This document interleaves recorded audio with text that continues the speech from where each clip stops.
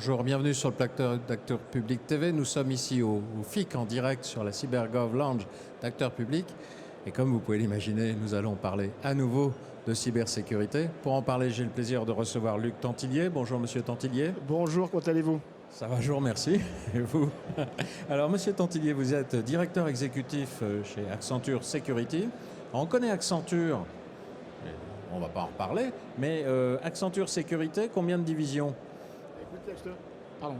Sécurité, c'est 6000 personnes dans le monde. Alors, je vous donne un petit conseil. Voilà, portez votre micro comme Très ça. bien, Voilà. Allez-y. 6000 personnes dans le monde. On est 250 en France. C'est une division qui a été créée maintenant il y a 4 ans par Accenture globalement.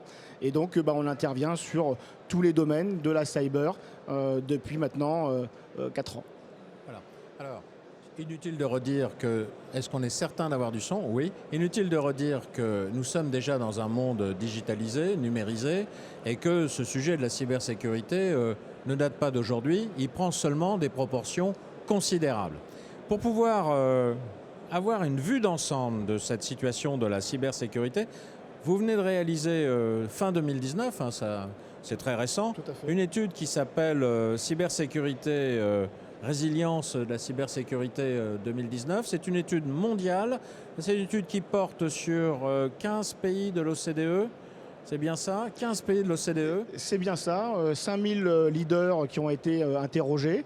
Donc plus d'une quarantaine d'organismes qui ont participé à tout ça. Donc le secteur public présent également dans les répondants à cette enquête, à cette étude. Elle nous apprend quoi, cette étude, au sujet de la situation de la cyber-résilience? Alors, comme vous le savez, effectivement, les menaces sont croissantes. Si on prend quelques chiffres, 70% d'augmentation d'attaques en moins de 4 ans. Le coût d'une attaque cyber sur le marché français pour un organisme peut monter non pas en millions, mais voire en dizaines de millions d'euros. Donc c'est assez conséquent. Et ce qu'elle nous apprend, c'est que les décideurs ont vu 3 points qu'il faut absolument traiter pour être résilient. Les bons conseils pour être résilient issus de cette étude d'Accenture sur la cyber. C'est quoi? Ces fameux 3 points. Donc le premier, c'est effectivement de travailler sur l'organisation et sur la formation, sur l'embarquement à la fois des agents du secteur public et également des gens qui veulent utiliser ce différent service. Donc la formation est un point très très important qu'il faut absolument traiter et prendre en compte. Alors là, on parle des agents des organisations publiques. Tout à fait. Importants, ils sont nombreux, beaucoup de fonctionnaires notamment en France. Et là, vous pensez, avec l'expérience qu'a Accenture de ces sujets de cybersécurité, est-ce que vous ne pensez pas qu'il y a encore un peu de travail à faire pour qu'il y ait une prise de conscience? Exactement, il y a effectivement beaucoup de travail à faire. La sensibilisation est le premier step absolument qu'il faut mettre en place. Alors, il y a beaucoup de campagnes de phishing, par exemple, qui sont faites lorsque vous recevez un mail sur lequel vous ne savez pas si potentiellement on vous demande d'accéder à vos comptes, s'il y a un problème ou pas. Ça, c'est des effets de sensibilisation, typiquement. Oui, typique.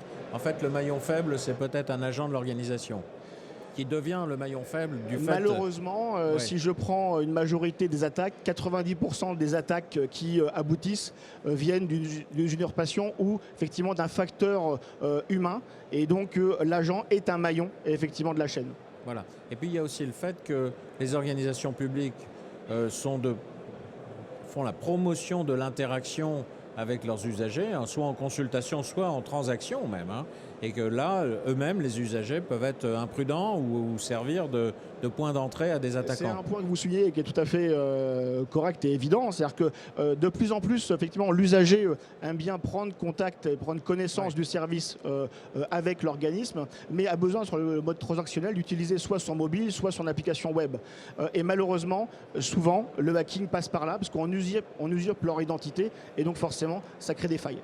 Donc, première recommandation, revoir son organisation, former ses agents et informer le public qui utilise le système. Deuxième recommandation, contenues dans cette étude Accenture sur la cyber-résilience. Exactement. La deuxième recommandation, c'est de déployer les outils de surveillance, de protection de la sécurité à l'échelle de l'organisme lui-même. Souvent, les choses sont faites de façon individuelle, service par service, ou sur un projet qui est un peu unitaire. Il faut vraiment déployer à l'échelle ce type de solution pour permettre d'avoir une visibilité et une vision complète de l'ensemble de façon uniforme. Uniforme, tout à fait. C'est-à-dire pas porter une armure à manches courtes, quoi. Hein, voilà. Vous pouvez le faire qu'une seule fois, généralement. Ouais, voilà, ça, vous perdez un bras. Hein. Voilà. Ouais. Donc, une protection bien uniformisée. Hein. Tout à fait. Voilà. Troisième enseignement de cette étude. C'est vrai que c'est un peu surprenant, mais malheureusement c'est la réalité. 40% des menaces et des attaques proviennent de l'écosystème avec lequel l'organisme travaille. Interagit. Donc ce n'est pas forcément le fait d'être résilient soi-même ou d'avoir le bon niveau de sécurité qui fait que on ne pourra pas malheureusement ne pas être attaqué par quelqu'un d'autre. Donc il faut bien comprendre son écosystème et partager avec lui pour que son écosystème lui-même soit à niveau en termes de sécurité. Évangéliser son propre écosystème pour qu'il prenne conscience de la menace. Donc ça passe par 2 points. Évangéliser et partager avec lui les bonnes pratiques qu'on a pu mettre en place soi-même et surtout l'aider lui-même à mettre en place ces pratiques et à les appliquer. À progresser. Donc voilà les 3 enseignements de cette étude sur la cyber-résilience que vient de publier Accenture Security. Revoir son organisation, la formation de ses agents, informer le public lorsqu'il s'agit d'un organisme public, déployer des systèmes de protection à l'échelle de l'organisation et pas juste un petit bout. Et puis dernier point, vous venez de l'évoquer, faire attention à son écosystème de façon à pallier à cette croissance de la menace que vous confirmez aussi. Malheureusement, on confirme. Mais 2, il y a un point très positif par rapport à tout ça.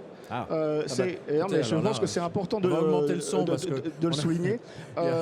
L'ensemble des interlocuteurs, l'ensemble des décideurs ont bien pris conscience de ces différentes menaces et de plus en plus des éculiers de conseil comme les nôtres et d'autres sont sollicités pour prendre en compte ces différentes initiatives et les appliquer et les rendre opérationnelles. Donc ça c'est un point important. Il y a encore quelques années, on considérait que c'était uniquement qu'un problème IT et on mettait un peu la poussière sous le tapis. Maintenant les choses sont vraiment pris à bras le corps et ça c'est un point très positif. Ça fait partie du management stratégique d'une organisation que de mettre en place une stratégie de cybersécurité.